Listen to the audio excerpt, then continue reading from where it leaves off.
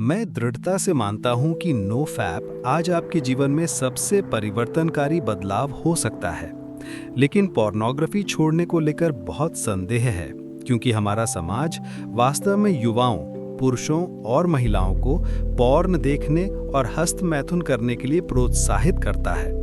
इसे सामान्य माना जाता है, इसे स्वस्थ माना जाता है और इसी कारण इस ग्रह पर लाखों लोग पोर्न देखने के खतरनाक दुष्प्रभावों से अनजान हैं। आज मैं आपको वैज्ञानिक प्रमाणों के आधार पर यह समझाने जा रहा हूं कि आप नो फैप चुनौती को अपनाएं और हमेशा के लिए पोर्न छोड़ दें। न्यूरोट्रांसमीटर।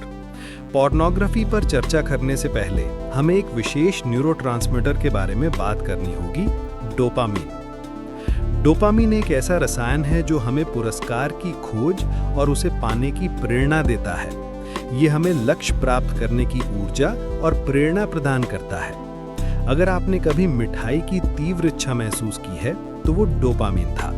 अगर आपने घंटों वीडियो गेम खेला है तो वो डोपामीन था। अगर आपने सुबह उठकर क्लास जाने की हिम्मत जुटाई तो वो डोपामीन था। इसके बिना आप किसी भी कार्य के लिए प्रेरणा खो देते हैं। वैज्ञानिकों ने चूहों पर प्रयोग किया जिसमें उन्होंने डोपामीन रिसेप्टर्स को बंद कर दिया और वो इतने सुस्त हो गए कि भूख से मर गए, जबकि उनके पास खाना मौजूद था। उन्हें बस कोई प्रेरणा नहीं थी। डोपामीन और लत।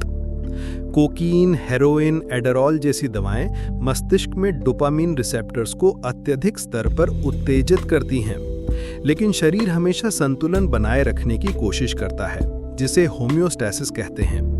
जब उत्तेजना असामान्य रूप से अधिक होती है तो मस्तिष्क प्रतिक्रिया स्वरूप रिसेप्टर्स की संख्या कम कर देता है।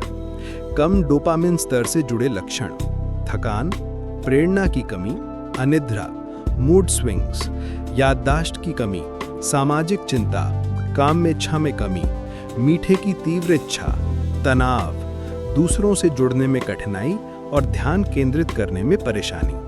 और ये भी पाया गया है कि कम डोपामिन स्तर अवसाद का एक प्रमुख कारण हो सकता है।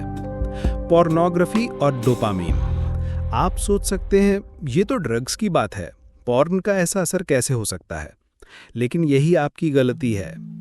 यौन उत्तेजना प्राकृतिक रूप से डोपामिन को सबसे अधिक सक्रिय करती है। क्योंकि सेक्स आपके जीन के अस्तित्व के लिए आवश्यक है, शरीर इसके लिए सबसे अधिक पुरस्कार देता है। सेक्स डोपामिन को लगभग 200% तक बढ़ा देता है, जो कि मॉर्फिन जितना है, और कोकीन 300% से थोड़ा कम। लेकिन कोकीन की तरह सीमित समय के लिए नहीं। पोर्नोग्राफी घंटों तक इस स्तर को बनाए रख सकती है। ये कूलेज प्रभाव के कारण होता है। चूहों पर वैज्ञानिकों ने एक नर चूहे को मादा के साथ रखा। शुरुआत में बहुत सेक्स हुआ, लेकिन समय के साथ नर चूहे की रुचि कम होती गई और वो चरम सुख तक नहीं पहुंच पा रहा था। फिर जब एक नई मादा को लाया गया, उसकी रुचि और डोपामिन स्तर फिर से बढ़ गए। और अगर वैज्ञानिक बार बार नई मादा लाते रहे तो वो तब तक सेक्स करता रहा जब तक वो शारीरिक रूप से हिल नहीं सकता था। ये प्रभाव मनुष्यों में भी पूरी तरह मौजूद है। हर नया वीडियो, हर नया दृश्य एक नई उत्तेजना की तरह है और कोकीन की तरह सीमित नहीं। पोर्न घंटों तक देखा जा सकता है, लेकिन इस दौरान आपका मस्तिष्क डोपामिन के उच्च स्तर से लगातार प्रभावित होता है और समय के साथ डोपामिन रिसेप्टर्स की संख्या कम हो जाती है। वर्षों तक पोर्न देखने से आपके मस्तिष्क के पुरस्कार तंत्र को गंभीर नुकसान पहुंचता है।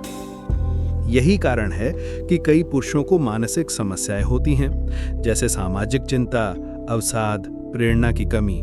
वो लगातार अपने डोपामिन स्तर को बिगाड़ रहे हैं और समाज उन्हें ऐसा करने के लिए प्रोत्साहित करता है।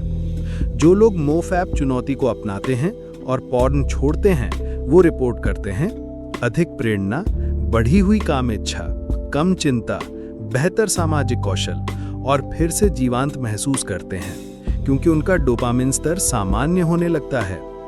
नो फैप चुनौती को अपनाएं और मैं गारंटी देता हूं कि आपको भी यही लाभ मिलेंगे। मैं जल्द ही एक वीडियो बनाऊंगा जिसमें पोर्न छोड़ने के तरीके बताऊंगा। अगर आप उसे मिस नहीं करना चाहते, सब्सक्राइब करें। अगर आपके कोई सवाल हैं तो नीचे कमेंट करें, मैं खुशी से जवाब दूंगा।